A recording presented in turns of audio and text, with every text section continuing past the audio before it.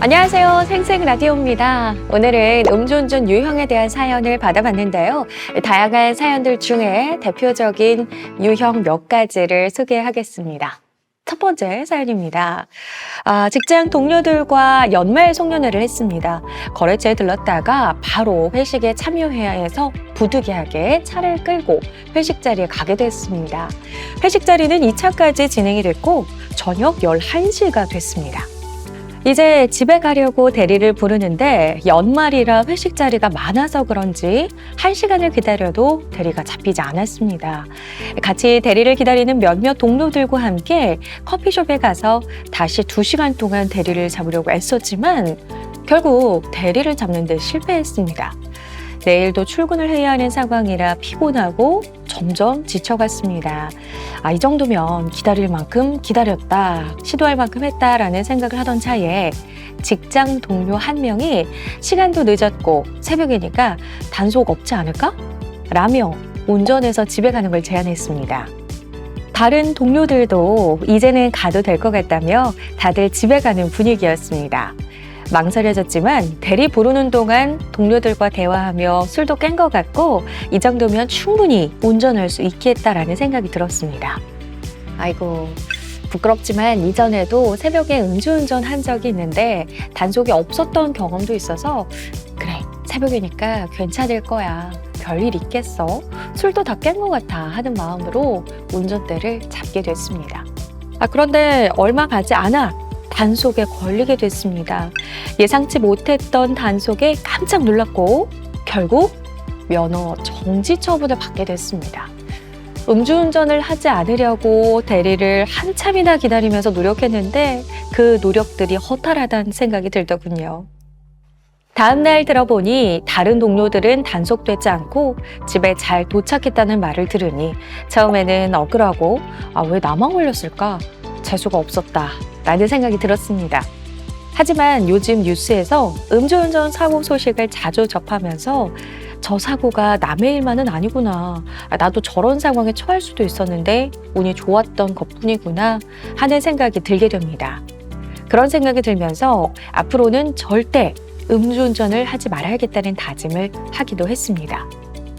네, 음주운전 절대 해서는 안 되는 일입니다. 이 사연을 듣는 다른 분들도 절대 음주운전 하는 일이 없길 바랍니다. 이런 사연, 음주운전을 한 사람들에게서 참 많이 들어본 것 같은데요.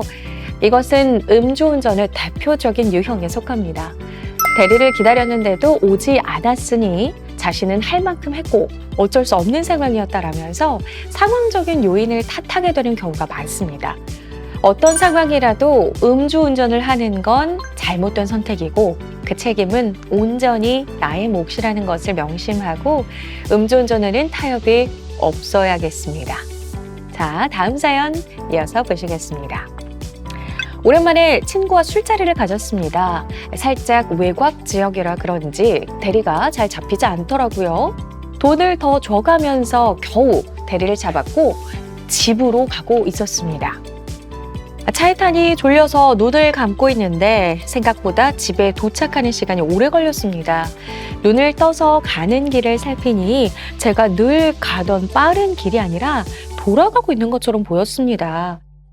욱하는 마음에 지금 왜 길을 돌아가고 있냐고 대리기사에게 따지듯 물었습니다. 대리기사는 초행길이라 잘 몰랐다고 사과했지만 피곤하고 집에 빨리 가고 싶어서 짜증이나 계속 투덜거렸습니다. 집에 거의 다 와서 주차를 하는데 대리기사가 초보인지 헤매는 모습을 보였습니다. 이렇게 초행길이다 보니까 길을 돌아와서 늦게 도착한 것도 짜증나는데 주차까지 지체가 되니까 더 화가 나더군요. 솔직히 우리 집 주차가 어렵기도 해서 그냥 내가 주차해야겠다고 생각을 하고 대리기사를 보냈습니다. 그렇게 주차만 제가 하고 집에 와서 쉬고 있는데 갑자기 누가 집으로 찾아왔습니다. 경찰이었습니다. 깜짝 놀라 문을 여니 음주운전 신고가 됐다고 하더라고요. 아니, 저는 기사를 불러서 집까지 왔고 주차만 몇 미터 움직였을 뿐인데 이게 음주운전이라니 정말 당황스럽고 어이가 없었습니다. 누군가 신고를 한 것 같은데 대리기사인지 같은 아파트 주민인지 알 수 없었습니다. 결국 음주운전 단속이 됐고 벌금 300만 원을 내게 됐습니다. 대리비용은 비용대로 지불하고 벌금까지 내려니 속이 쓰리더라고요. 처음에는 신고한 사람을 많이 원망했는데 지금 돌이켜 생각해보니 음주운전에 관해서는 절대 타협하지 말아야겠다고 마음먹는 계기가 된 사건입니다. 그럼요. 음주운전에 여러분 타협은 절대 해서는 안 됩니다. 누가 보든 안 보든 어떤 상황에서도 음주운전을 하지 않겠다는 나 자신과의 약속을 하게 됐고 앞으로 꼭 지켜나갈 것입니다. 이 사례 역시 신고로 단속되는 음주운전의 대표적인 유형입니다. 예상치 못한 단속에 좀 억울한 마음이 들 수도 있겠죠? 하지만 잠깐이라도 운전대를 잡는 것은 음주운전이다라는 걸 확실하게 기억해야 합니다. 심지어 주차까지 대리기사가 해주고 헤어졌는데 주차가 좀 삐뚤게 돼 있어서 술김에 똑바로 주차하고 싶어서 주차만 살짝 다시 했는데 순찰을 돌던 경찰이 주차하고 나오는 모습을 보고 단속에 걸린 사례도 있습니다. 아주 잠시의 운전이라도 당연히 음주운전에 해당된다는 것 꼭 명심해야겠습니다. 다시 말해 술을 마셨다면 운전석에 앉지도 말아야 하고 운전대를 잡지도 말아야 합니다. 잠시만 운전하는 건 괜찮겠지라는 안일한 생각을 조심하시기 바랍니다. 자, 계속해서 다음 사연을 만나보겠습니다. 최근에 개인적으로 힘든 일이 있었습니다. 어디 털어놓기도 민망하고 혼자서 삭히다 보니 술로 스트레스를 푸는 날이 많아졌습니다. 처음에는 조금만 마셔도 취하던 게 마시다 보니 점점 양이 늘어갔습니다. 제가 자주 가는 술집이랑 집까지 거리가 얼마 되지 않아서 평소에도 술 마시고 종종 운전을 하기도 했습니다. 늘 단속도 없었고 음주운전할 때에는 괜히 더 긴장이 돼서 주의하면서 운전했기 때문에 안전하게 집에 도착하곤 했습니다. 그러면서 점점 음주운전에 대한 자신감이 붙더라고요. 그날도 답답하고 괴로운 마음에 술을 마시게 됐습니다. 평소처럼 마신다고 했는데 그날따라 과음하게 됐죠. 그리고 블랙아웃처럼 어느 순간부터 기억을 잃었는데 쾅! 하는 충격에 눈을 떠보니 가로수의 차를 받은 상황이었습니다. 깜짝 놀랐는데 몸은 움직여지지 않고 어지러움을 느끼다가 다시 정신을 잃었습니다. 눈을 떠보니 병원이었습니다.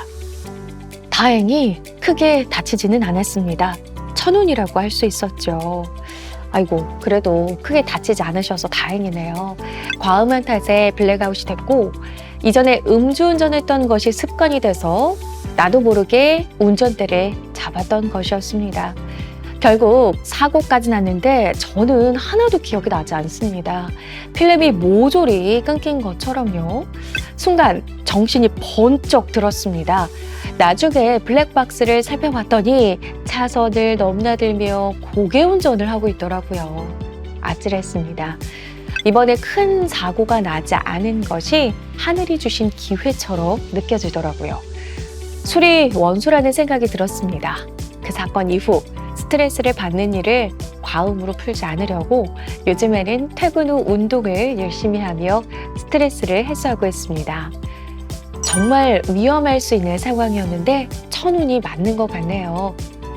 자, 이 유형은 과음 후 블랙아웃으로 음주운전 자체를 인식하지 못하는 사례입니다. 아주 위험한 유형이죠.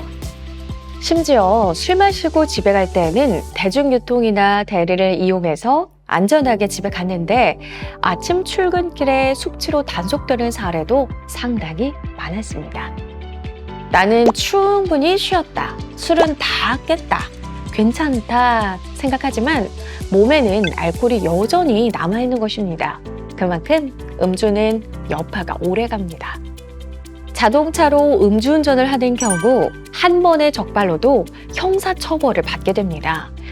음주운전은 이런 법적인 처벌을 포함해서 도덕적, 사회적으로 지탄받는 행위입니다.